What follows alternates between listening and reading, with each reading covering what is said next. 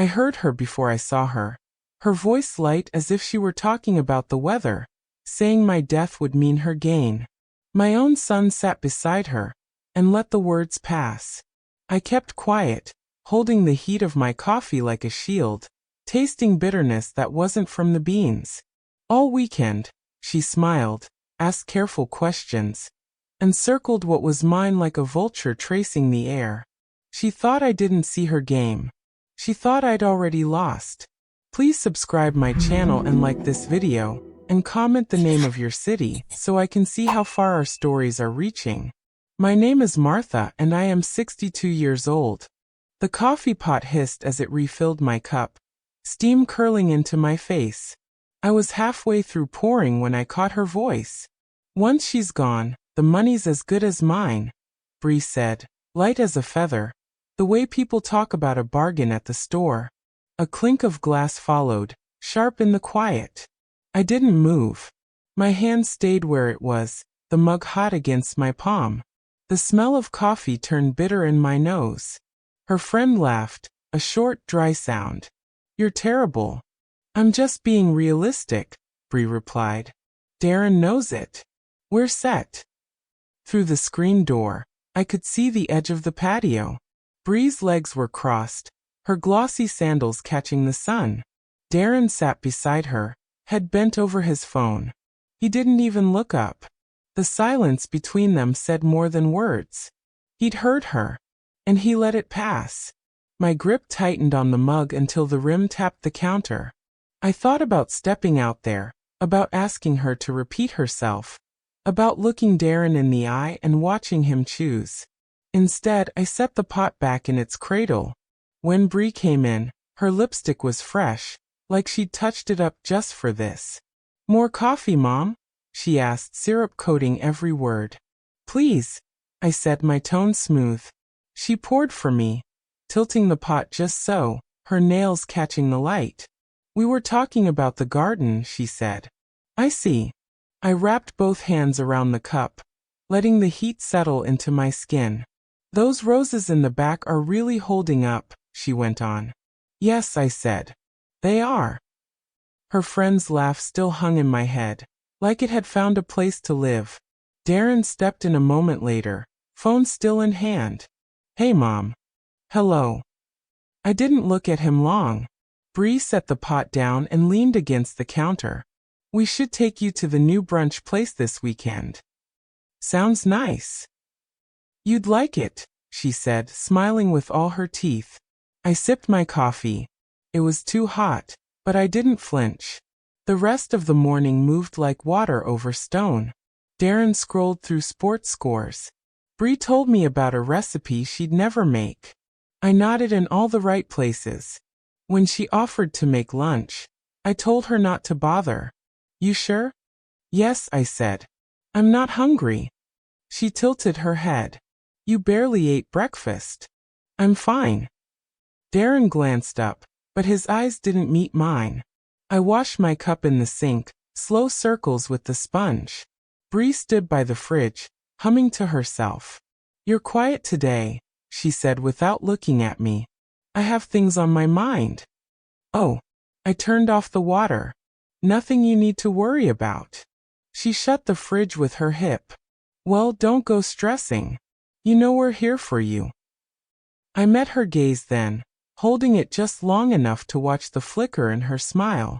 Yes, I said. I know. After they left for their errands, the house was still. I walked to the patio, the chair cushions still warm from the sun. Bree's glass sat on the table, a smear of lipstick on the rim. I traced it with my finger, then wiped it away with the dish towel. The garden lay in front of me, roses standing straight.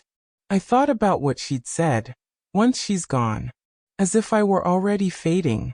I leaned back in the chair, closing my eyes. My chest felt tight, but not from sadness. Something sharper had taken its place. By the time they came back, I was in the kitchen again, slicing fruit. Bree set grocery bags on the counter. Got everything we need for the week, she said. Good. I placed the knife down and moved the bowl toward her. Have some. She took a slice of apple, biting into it slowly. Sweet, she said. Yes, I murmured. Darren opened the fridge. We're low on milk, he said. I'll get it tomorrow, Bree replied before I could. I rinsed my hands and dried them on the towel. Don't trouble yourself. I can handle it. Bree smiled, but her eyes skimmed over me. If you say so. Later, when Darren went upstairs, Bree lingered in the kitchen, wiping down the already clean counter. You've been quiet all day, she said again. I have. Something wrong? I held her gaze. No. She tilted her head, pretending to search my face. Well, if you ever want to talk, I'll let you know, I said, cutting her off gently. Her mouth pressed into a thin line before curving back into a smile. All right then. That night, I sat in my room with the lamp on low, the quiet thick around me.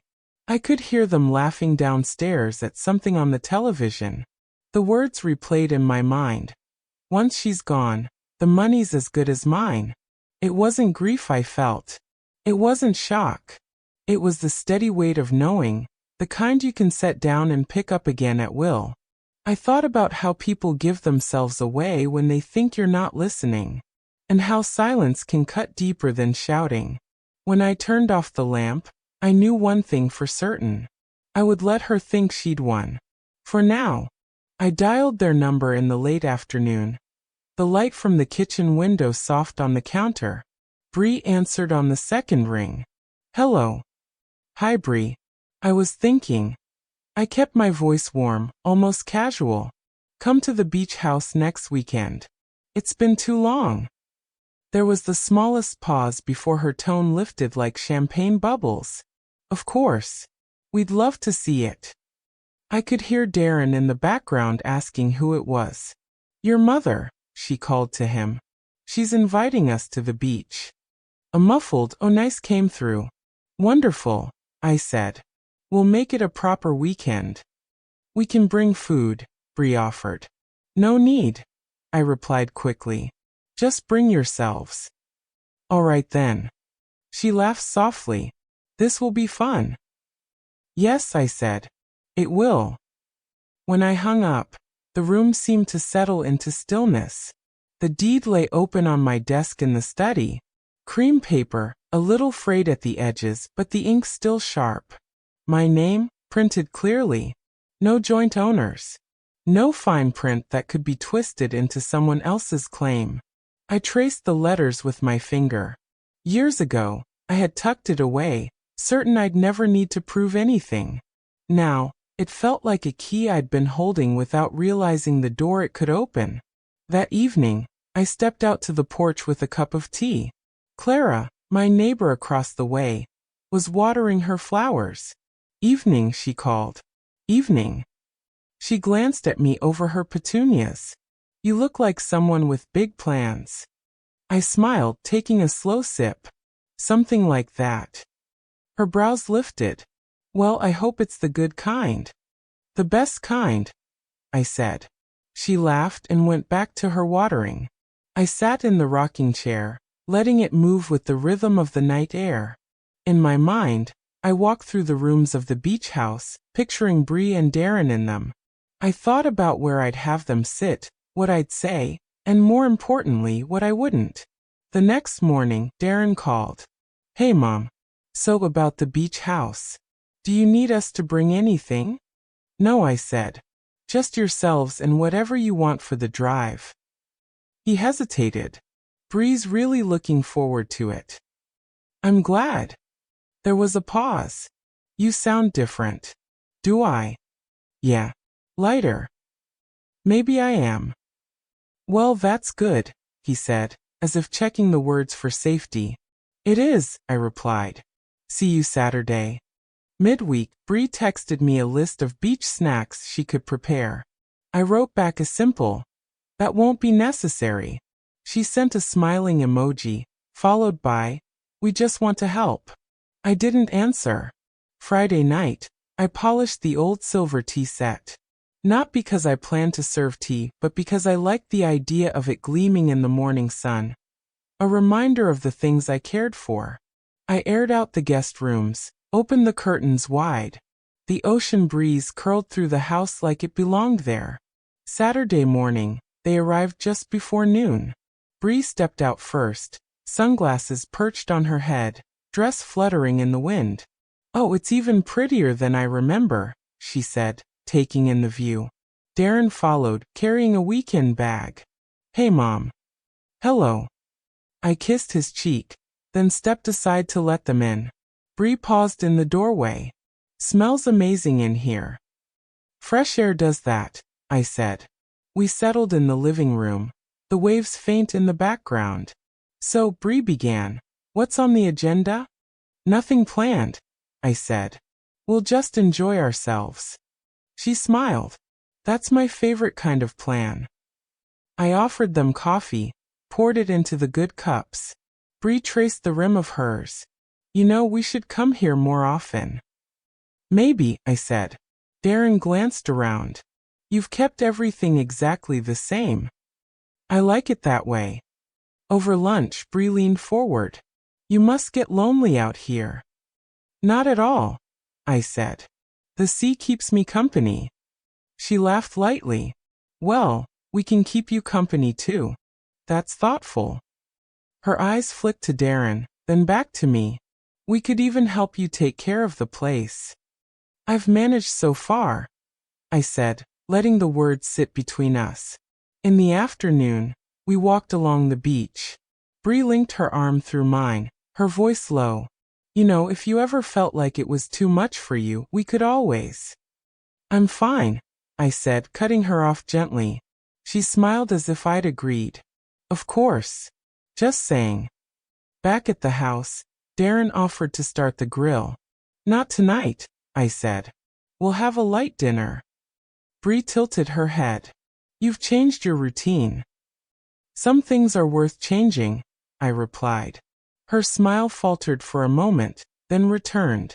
As the sun set, we sat on the porch. Bree talked about future trips, things we could do with the house. I listened, nodding occasionally. When she finally said, "It feels like it could be our little retreat," I turned my gaze to the horizon. "I suppose we'll see," I said softly. Her hand stilled on the armrest. Later, when they went to bed, I returned to the desk. The deed lay there, just as it had all week. I folded it carefully and slid it into the drawer. The weekend had only begun, but already, the shape of things was shifting. I didn't need to rush. Some knots come undone slowly, one quiet pull at a time. Olivia's voice had been going for miles. "They've got this new boutique opening next week. Handmade jewelry, silk scarves, real artisan stuff," she said, twisting in her seat to face Darren. "We should take Mom. She'd love it." From behind them, I smiled faintly. "Sounds colorful." Olivia laughed. "Oh, it's more than colorful. It's an experience." Darren gave a low hum, eyes still on the road. "You've mentioned it twice." "Because it's worth mentioning," she shot back lightly, brushing her hair off her shoulder. I looked out the window. Buildings gave way to stretches of open road, the city noise fading into quiet fields. Every mile brought us closer to the water, to the part of my life that didn't belong to them. Olivia leaned her elbow on the console. "You know, Mom, we could take a few ideas from those boutiques. Do some updates to the beach house. Freshen it up." "Updates?" I asked, keeping my tone even. She glanced at me through the rearview mirror. "Just small things. New fixtures.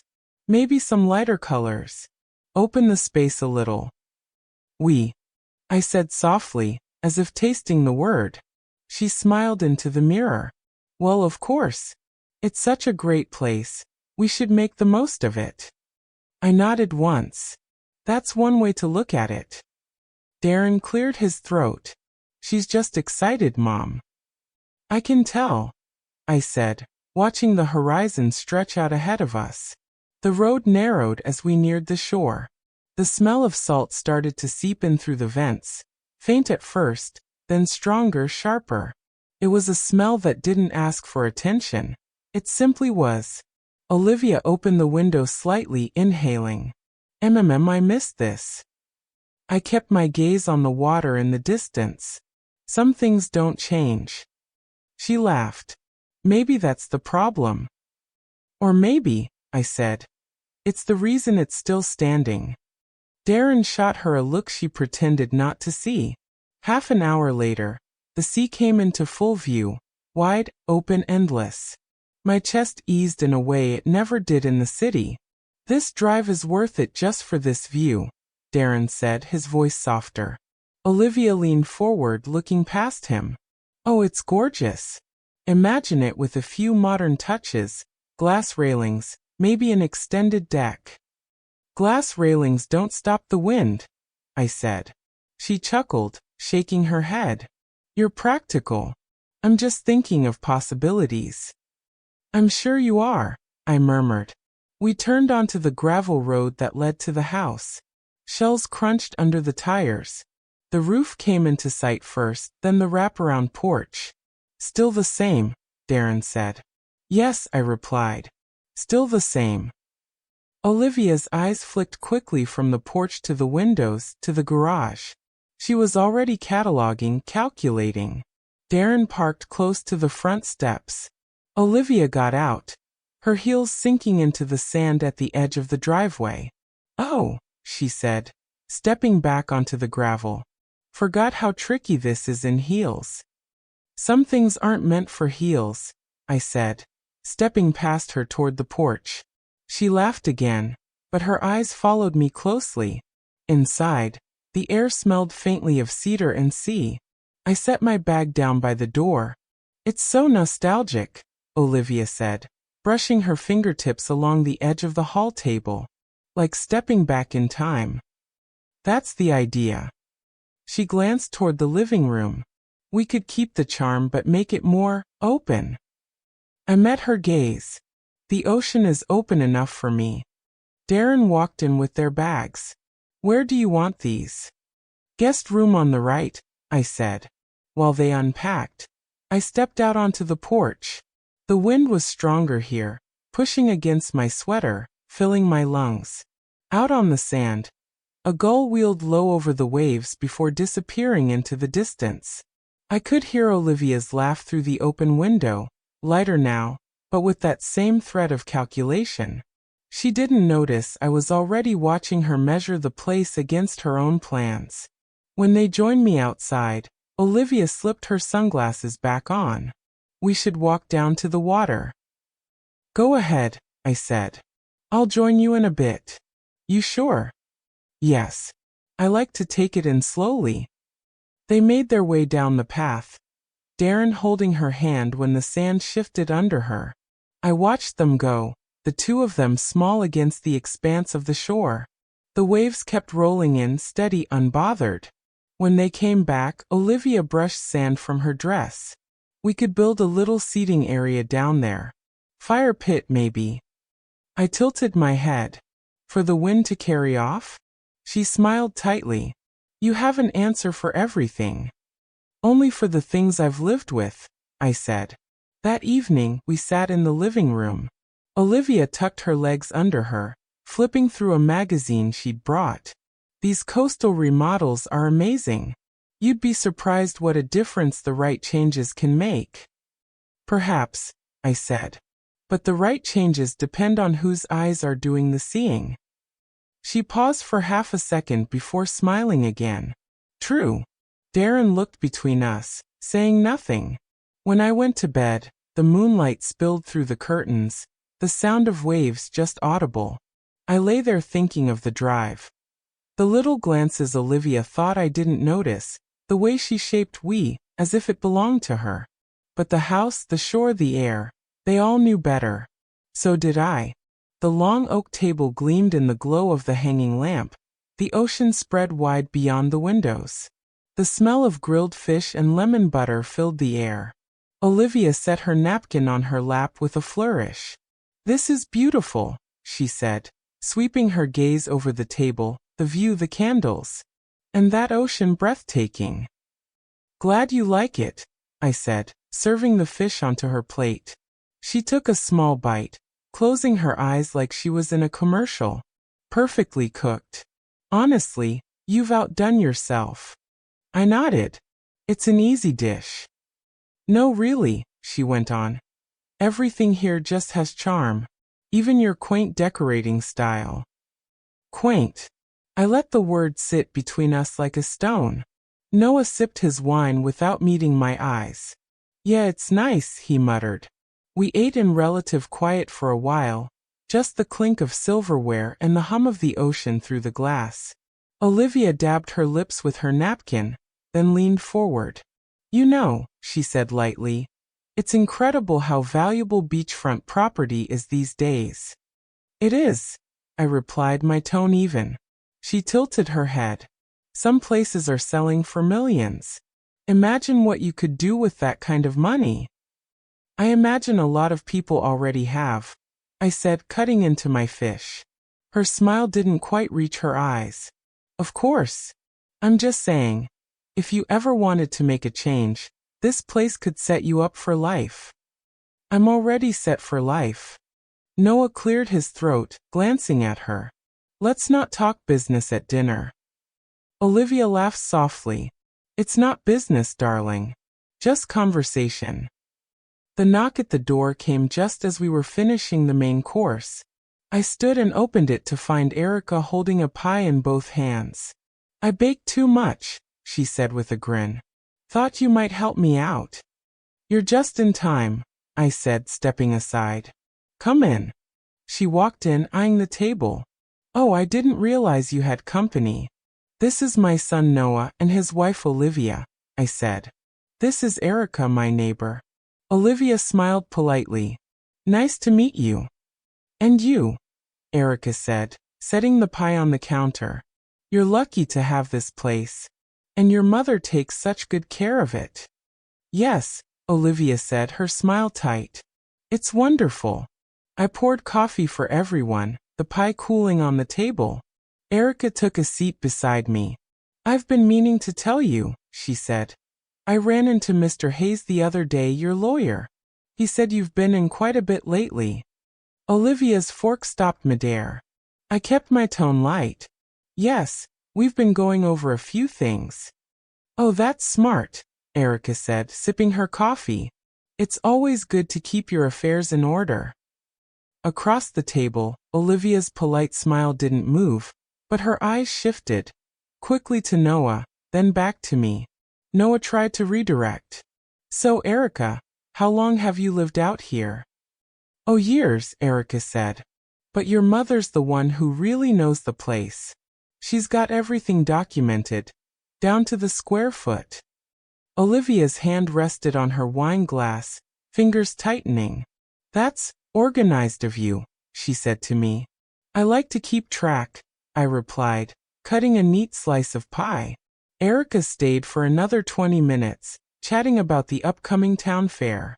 Olivia nodded in all the right places, but I could feel the stiffness radiating from her seat. When Erica finally stood to leave, I walked her to the door. Thank you for the pie, I said.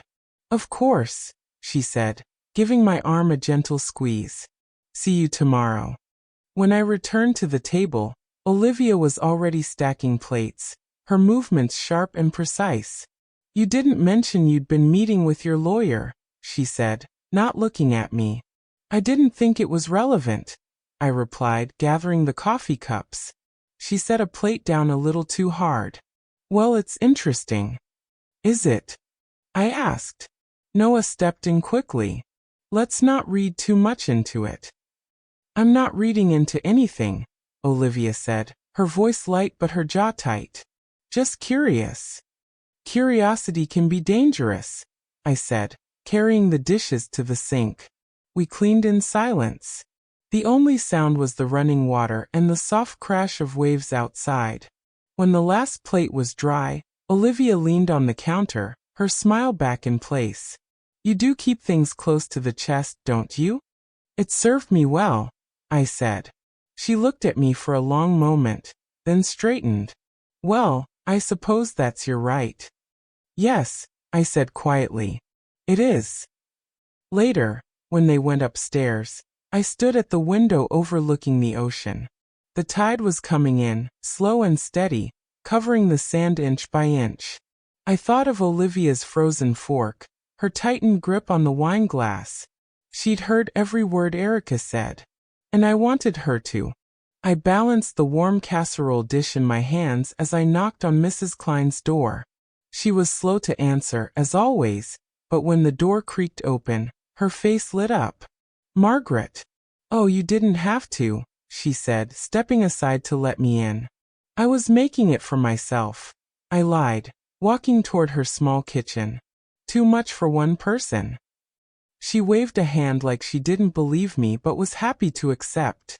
The air smelled faintly of peppermint tea and mothballs. "Just set it there, dear," she said, pointing to the counter. I was about to place the dish down when I saw it. An open envelope beside her sugar jar. My son's handwriting sprawled across the front. Daniel's handwriting. I froze. "That's from Daniel?" Mrs. Klein glanced over, then chuckled. "Oh yes. Such a sweet boy. I've been helping them with some property paperwork.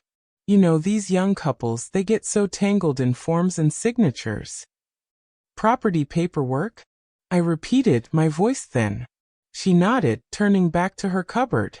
Lauren asked me to witness a signature the other day. I've done it before for neighbors. No big deal." Something in my stomach twisted hard. "What kind of paperwork?" "Oh, I'm not sure I should," she began, but then her kettle whistled from the stove. "1 second, dear." As she shuffled over to turn off the heat, I looked back at the envelope. A single page lay half slit out. My eyes dropped to the words, unsteady but deliberate. Daniel Carter. Lauren Carter. And then power of attorney. My fingers tingled. I skimmed further, searching for my name. Nowhere. Not in the authorizations, not in the beneficiaries. My grip tightened on the counter's edge. The kettle clicked off. I slipped the page back into place just as she returned, carrying 2 mugs. "You'll have tea, won't you?" she asked, setting them down. I can't stay," I said quickly, stepping back. "I just remembered something." Her brow furrowed. "Oh, is everything all right?" I forced a smile that felt more like a grimace. "Yes, fine. I'll stop by again soon." I didn't even take the casserole dish out of my hands. It was still sitting on her counter when I stepped out into the cool air, my pulse hammering. They'd been planning this. Not last week, not after some fight. This had roots. Carefully planted, watered behind my back. Lauren pulling strings. Daniel going along with it. And Mrs. Klein helping. Smiling. I gripped my coat tighter, walking faster toward my car. Every step felt heavier. In my mind, I could see Lauren's calm expression as she handed over those papers, the casual confidence in knowing I'd never see them. And Daniel, my own son, signing his name, knowing exactly what it meant. The wind picked up, scattering dry leaves across the street. I stood beside my car for a moment, my breath catching in my throat. They weren't just shutting me out. They were moving me out of the picture entirely, while making it look like a simple matter of paperwork. When I finally slid into the driver's seat, my hands were trembling. I gripped the steering wheel until the leather creaked. This wasn't sudden. It wasn't emotional heat of the moment. It was planned, calculated.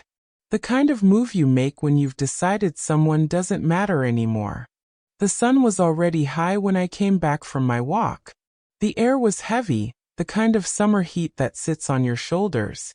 I slid my key into the front door. It didn't turn. I pulled it out, tried again, slower this time. Still nothing. A cold ripple went through me. I knocked. After a moment, I rang the bell. Bree opened the door just enough for her face to appear. She didn't smile. "We're painting inside," she said, her tone clipped but polite. "It's not safe for you right now." "I can wait until you're done," I said, gripping the strap of my bag. Her gaze dropped briefly to my hand on the doorframe. It's going to take all day. I live here, I said quietly. We just don't want you breathing in fumes, she replied, as if that explained everything. That's when I saw it, my suitcase from the guest room, sitting neatly on the porch behind her. She stepped back just enough to nudge it toward me with her foot. You can stay with Marion for a night or two. It'll be more comfortable. Where's Darren? I asked. Busy. He'll call you later. I didn't move. You changed the lock. Temporary, she said, like the word was a bandage. We'll get you a new key when it's safe. Her hand tightened on the edge of the door. I have to get back to the painters. And then the door closed. I stood on the porch, one hand on the suitcase handle, staring at the white paint of the door. My name was on the loan. My name was on the deed. But my feet were on the street. The driveway felt longer than usual. I stopped halfway, not sure where to go. The air was thick, pressing against my chest. Across the street, Mrs. Nolan watered her roses, her eyes flicking toward me before she looked away. 2 houses down, Gary paused while coiling his hose, watching me for a second too long. I could almost hear their thoughts. Poor thing, what happened? Must be something private. I kept my face still. I stood there for hours. I don't know why. Maybe I thought Darren would pull in and fix this. Maybe I thought Bree would open the door and say it was all a misunderstanding. But no one came. The suitcase handle was slick from my hand, my shoulders aching under the heat. Eventually I walked. Marion's house was 10 minutes away, though it felt longer with each step. She opened the door with a smile that faded when she saw my face. What happened? Just renovations, I said. Her eyes flicked to the suitcase. You're staying here? Just for a night or two. She didn't ask again. She just stepped aside. Her spare room was small but clean, the air cooler than outside. I set the suitcase down but didn't open it. I'll make tea, Marion said. I nodded, sitting on the edge of the bed. My fingers itched to call Darren, but I knew the sound of his voice would be worse if it came with silence after. Over tea, Marion asked if I wanted to talk. I told her I was tired. Later, I lay in bed listening to the sound of her kitchen clock ticking through the wall. My clothes were still in the suitcase, the zipper slightly open like it was holding its breath. I thought about the lock at home, new metal, shiny and untouched by my key. In the dark, I felt the weight of the truth settle in. I wasn't locked out for safety. I was locked out because they wanted me out. And for the first time, I couldn't see a way back in. Marion's kitchen smelled faintly of coffee and lemon polish. She'd gone to the store, leaving me alone at the small wooden table. My laptop sat open in front of me, the screen casting a cold glow over the pile of papers I'd brought from my suitcase. I clicked through the bank's website, my heart thudding as each page loaded. Statements. Transfers. Large sums moving in and out, none of them I had authorized. The account with my name at the top was bleeding money, and every note in the transaction history pointed back to one person. Bree. I reached for my phone and dialed Darren. It rang twice before a voice I didn't want to hear answered. Hello, Mom, Bree said, the syllables dripping with syrup. I called Darren. He's busy, she replied lightly. I can help you with whatever you need. My grip tightened on the phone. Why are there withdrawals from my account without my permission? She gave a small laugh, like I'd asked her about the weather. You'll thank me when the house sells. I never agreed to sell my house. Your house, she repeated, slow and deliberate. It's our investment now. It's my loan. My name. My risk. It's also your profit, she said, voice still honey-sweet. Once this is done, you'll see I was right. Every word felt like a knife carefully placed, not to kill, but to keep me bleeding. I hung up before she could say more. The quiet in Marion's kitchen felt heavier now, pressing against my ribs. I printed every statement I could find. My hands trembled, but I kept clicking, scrolling, saving. Emails next. Dozens of threads between Bree and contractors, real estate agents, and the bank. My name appeared in the subject lines, my signature in scanned documents I didn't remember signing. Somewhere between the pages, I found it. A digital authorization, dated months earlier, with my name in looping ink that wasn't mine. The next morning, I dressed in my best jacket and walked into the bank, the papers clutched in my hand. The manager, a man with silver hair and a kind expression that didn't reach his eyes, led me to his office. "What can I do for you today, Mrs. Harris?" he asked, glancing at the file I'd brought. I laid the papers in front of him. "I want to know how these were approved." He skimmed the top pages, his polite smile not faltering. "These are all properly signed and filed. My signature is forged." He tilted his head slightly. "It matches the one we have on file." "It's not mine." "I understand this is upsetting," he said, leaning back. "But according to our records, everything here is in order." "According to your records," I repeated. He tapped the stack gently, as if that would make it more palatable. "The loan, the transfers, they're all legally binding. Your signature is on every document." The words were meant to end the conversation. I gathered the papers slowly, my fingers steady now. "Then I'll take copies of everything." He hesitated. "That won't change." I didn't ask if it would change anything. His smile returned, thinner this time. "Of course." When I stepped back into the summer air, the light felt sharper, the noise of traffic oddly distant. Yes, I had been foolish. I had trusted too easily, signed too quickly. But foolish didn't mean finished. I walked back to Marion's with the copies pressed against my side, as if they were something living I had to protect. Marion was in the kitchen when I came in. "Find what you needed?" she asked. I set the papers on the table. "I found enough." She looked at me carefully. "Enough for what?" "For her to regret thinking I'd disappear quietly."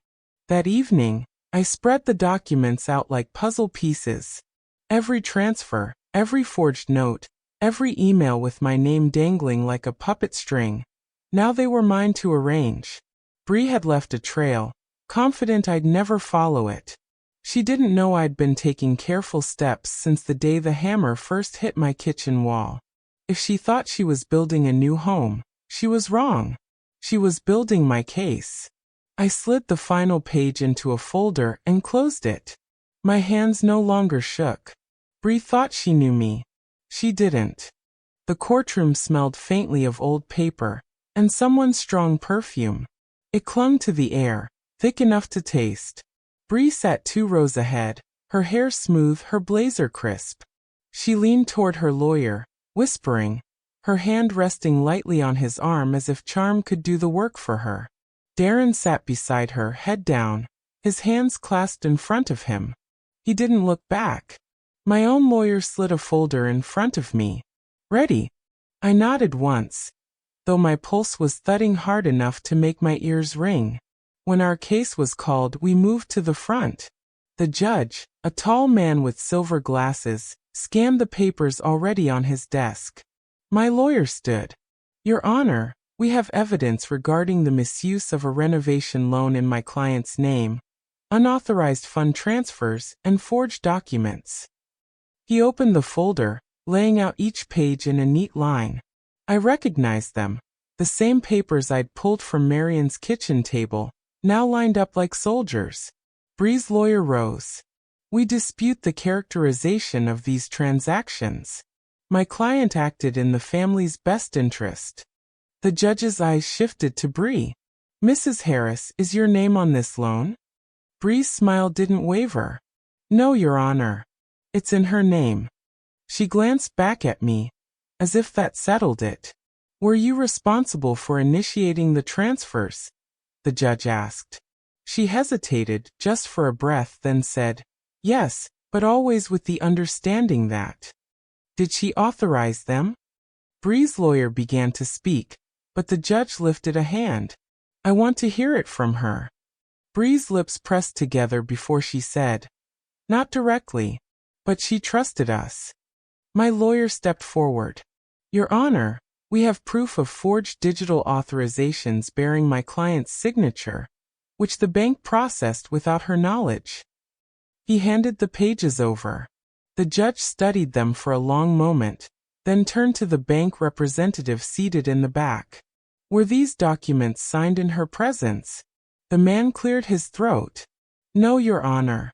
They were submitted electronically. And whose name is on the loan agreement? The bank rep didn't look at Bree. Only hers. I kept my face calm, my hands folded in my lap. Inside, my heart was pounding so hard I could feel it in my teeth. Bree shifted in her seat, crossing her legs the other way. She adjusted her blazer sleeve, her eyes flicking to Darren, but he kept staring at the floor. The judge's voice was even. Mrs. Harris, you've placed significant financial liability solely on your mother-in-law without her explicit consent. Do you dispute this? For the first time since I'd walked into the room, Bree's smile faltered. I believed it was in everyone's best interest. That wasn't my question. Her jaw tightened. No, I don't dispute it.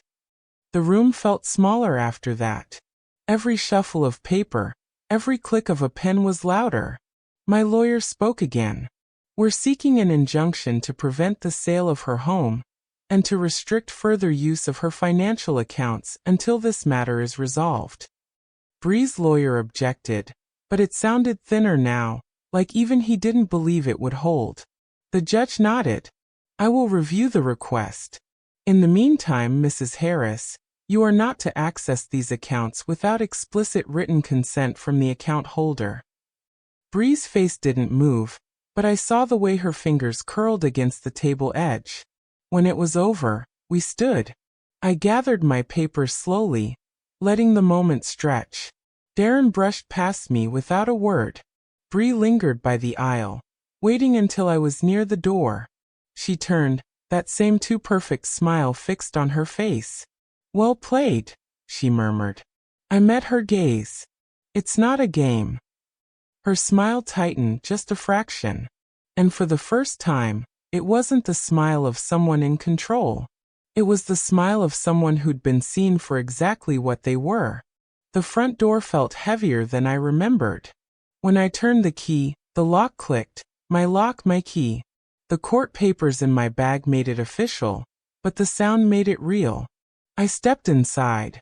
Paint fumes still clung to the air, sharp in my nose, but it was quiet, blissfully quiet. No voices, no hammering, no laughter that didn't include me. The renovations were half finished. One wall in the kitchen still raw, patches of plaster showing through. Boxes of tiles sat unopened in the corner. The dining table was gone, replaced by a plastic folding one with a single chair. Bree and Darren were gone. Marion came in behind me, carrying an empty box. Smells like they left in a hurry, she said. I set my bag down. They didn't expect to leave at all. She gave me a look, half pride, half worry. It's yours again. I walked into the living room, my fingers brushing the edge of the window frame. For now. The debt still sat on my shoulders, but at least now it was mine to carry on my own terms. I'd already decided. I would sell the house, clear my name, and start fresh somewhere smaller, somewhere no one could knock on the door and tell me my life was being upgraded. Marion opened one of the bedroom closets. Still some of your things in here. I joined her, pulling down a box from the top shelf. Inside were photo albums, the corners worn from years of being opened and closed. I ran my thumb over one cover. I can take these, she offered. No. I'll pack them. We worked in silence for a while. The kind of silence that doesn't demand to be filled. When I carried the first load of boxes to the front hall, I stopped and looked around. The floors, once warm from years of walking the same paths, now felt cold.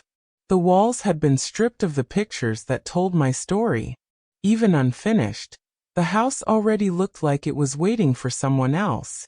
Do you want to keep the curtains? Marian asked from the living room. No. Let them go. She nodded, folding them neatly into a box. By late afternoon, the rooms were nearly empty. I stood in what had been my bedroom, the faint outline of my bed still visible on the carpet. This was where I had sat on the edge at night, listening to their voices downstairs. Where I had kept groceries by the bed when the kitchen no longer felt like mine. I'd thought losing the house would be the end of me. But standing there now, I realized, it was just a place. My dignity, my will, my quiet. Those were mine to take wherever I went. Ready for the last load? Marian called. Almost. I took one last slow walk through the hallway, past the pantry into the kitchen. Afternoon light spilled across the floor, turning the dust into gold. They had tried to take my home. They had tried to take my dignity. They got neither. I stepped out onto the porch, the air outside warmer than it had been inside. Marian was already at the car, loading the last of the boxes. I pulled the front door shut behind me. The lock turned easily under my hand. Not to keep anyone out, but to finally walk away.